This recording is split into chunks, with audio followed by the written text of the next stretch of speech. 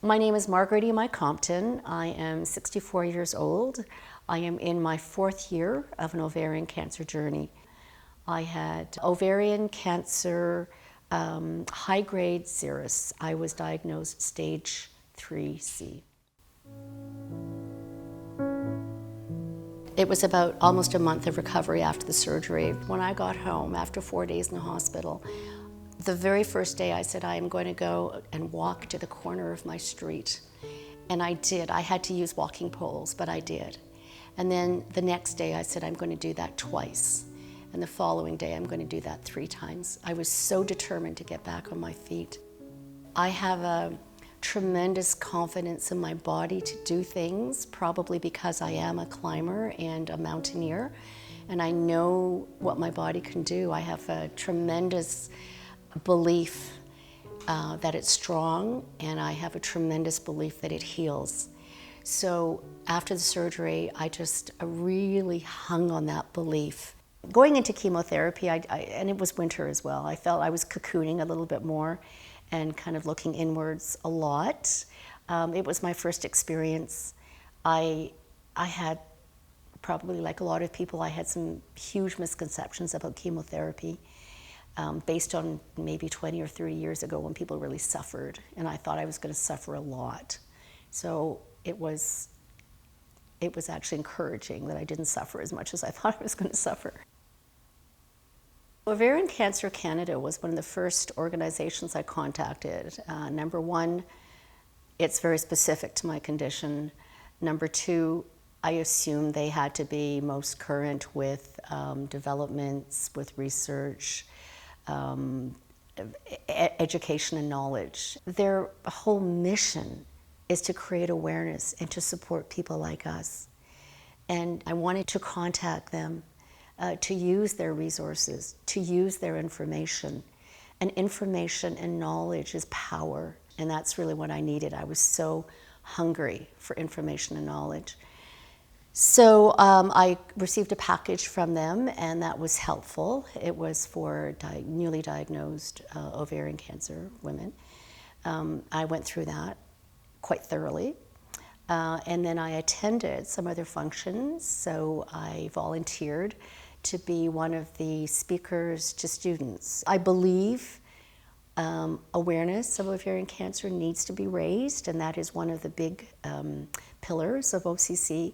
So I am delighted to speak to people about it, publicly, individually.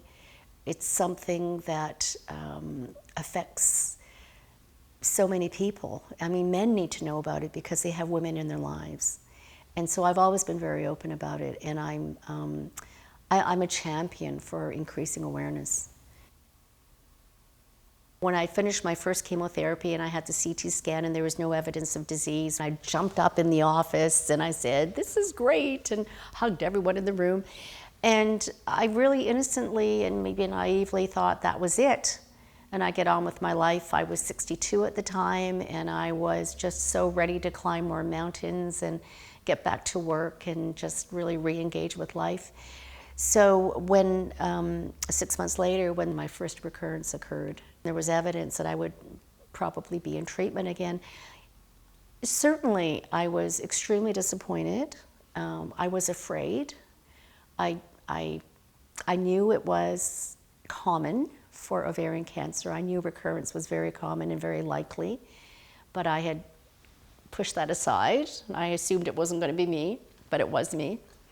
And I believe at that time, that's really when I had to accept that this was my reality, that being an ovarian cancer thriver was going to be my reality. It wasn't the end of the story. Clinical trials are interesting. I was, like many people, a little wary. I didn't want to be an experiment. They were very clear. My clinical trial was about managing ovarian cancer, so they explained it to me. It's like there's a box and they want to keep it in the box. So it was about basically stopping any progression, and that worked for about 6 months. It was a very, I would say, low maintenance. I was delighted to contribute to further understanding. It wasn't a hardship at all. The only disappointing thing was at the end that it didn't really get what I would have liked, and maybe it was never meant to be designed to actually eradicate the cancer, and so I was disappointed. But I was grateful that there were other options, and the other option was to use another drug and chemotherapy. The workup to the beginning of it, there's quite a lot of reading. They give you a very big package. There are a lot of forms to sign. Sometimes for a few moments it felt overwhelming, and I can see certainly for other people it could be totally overwhelming. My feeling about clinical trials is it's another option. If all the standard treatments have been exhausted, then definitely a clinical trial is just another way to go. And it's always about options, what other options are available to you. The thing that I really dread, and I trust this will never happen, is if my medical team said there's nothing else we can do for you. So that's where the clinical trial, for me, I hold out hope that if conventional treatments have been exhausted, then let's flip over to a clinical trial and see what happens. Whatever it is, it's had to come through a number of phases of testing for it to actually be used on patients.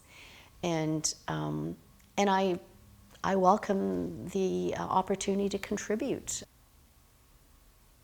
I don't want to give advice, but what I do say for myself, my experience is it's not as bad as I thought it was going to be. Stay calm, keep breathing. The anti-nausea medications are extremely effective now, so that number one side effect is managed very well. I tell people there's hope, that even in the 4 years I've been through this journey, there have been many, many advancements in understanding and treatments and medications. And they may not be specific to ovarian cancer, but I take a lot of hope from the fact that there's so much focus in understanding cancer as a disease. So the fact that there's so much energy and resources put behind it gives me hope that something will come along. And even if it doesn't come along, it'll come along for someone after me. And that's important for me to know.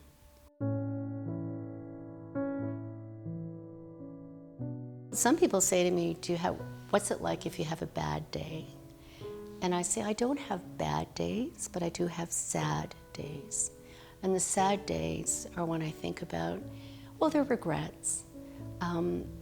Will I be around for this? Will I be able to see my daughter and perhaps her eventual family? Will I ever be able to climb the way I used to climb before? So those are sad days, and they're really more about regrets and perhaps unfulfilled dreams. But the bad days, I don't really have bad days. I mean, physically, I feel that I'm managing. I have a wonderful tribe. I have a very loving family. In this journey, the gift that this journey has given me is to know how much I am loved and cherished. And not all of us have that gift in our lifetime to know that we are loved and cherished. And I really treasure that. That's really one of the fundamental things that makes me extremely happy, even though I'm crying, but it's extremely heartwarming to me.